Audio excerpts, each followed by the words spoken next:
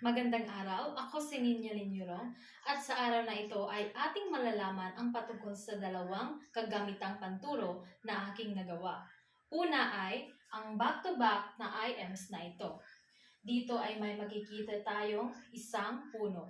Malalaman ng mga estudyante na ito ay isang puno ng mangga sapagkat may ipapakita ko sa kanilang isang mangga o isang prutas ng mangga. At dito naman ay ating makikita ang mga ugat na kung saan ito ay may kaugnayan sa paksang tatalakayin na patungkol sa alamat o tumutukoy rin sa pinagmulan, katulad lamang ng isang ugat. At sa likod naman nito ay ang definition kung ano nga ba ang alamat. At mayroon rin itong mga halimbawa.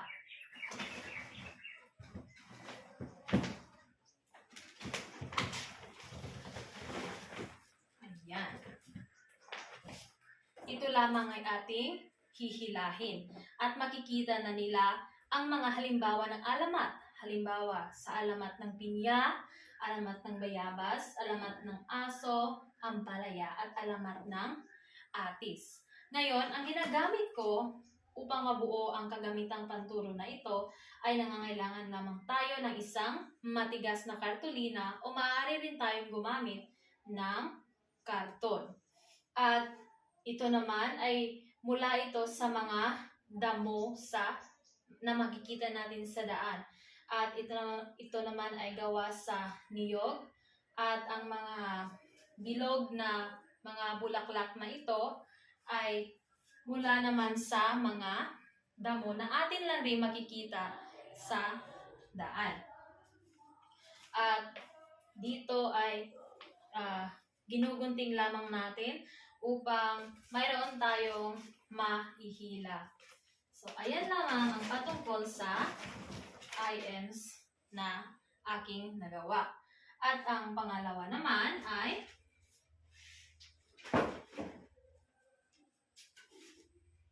ito. Kung saan ang ating topiko ay patungkol sa isang parabola.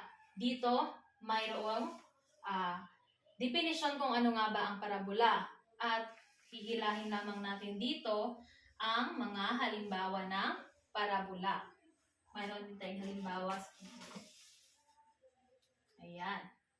At sa likod naman nito ay mayroon tayong mga layunin ng parabola. At dito naman sa paggawa sa items na ito ay gawa ito sa recyclable materials. At upang umikot ang ating items ay gumagamit lamang tayo dito ng isang lata. At syempre cartoon para dito. At sa ating namang pundasyon upang tumayo ang items natin ay gumagamit lamang tayo ng saha ng saging.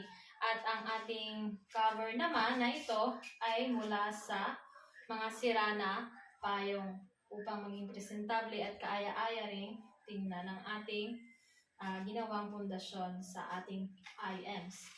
At iyon lamang sa aking nagawang kagamitang panturo at maraming salamat.